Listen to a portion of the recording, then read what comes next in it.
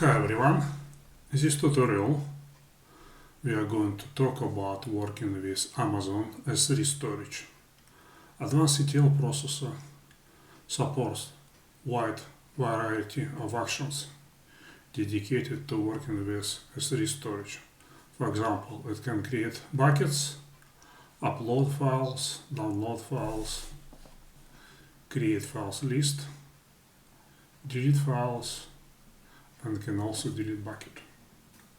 Here we have the package demonstrating all this functionality.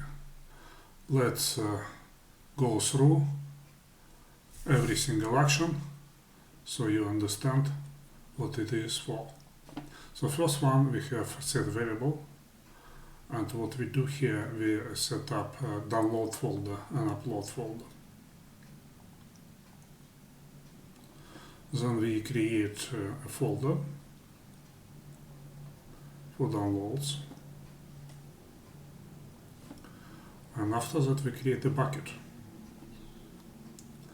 We also offer Amazon S3 data browser. All we need to do is to click this button. Then we can connect. For example, we can create a bucket.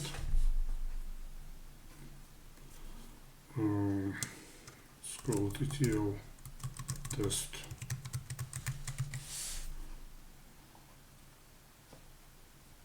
Here it is.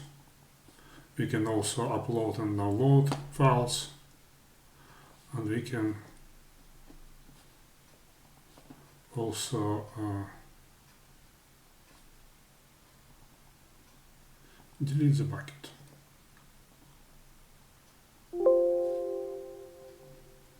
So there is no need to use any third-party tools. Everything can be done from Advanced ETL Processor itself. So we can also upload files from upload folder. We can download files. We can create list of files, and so on.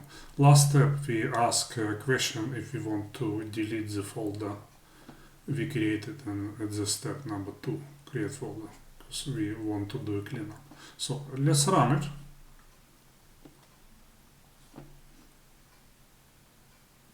Takes a while to process. And here is our question. So let's delete the folder because we don't need it. As you can see, working with Amazon S3 is easy. If you have any questions or need any help with transforming your data or automating your workflows, please go to our support forum and we will do our best to help you as usual. Please like and subscribe. Thank you for watching. Bye.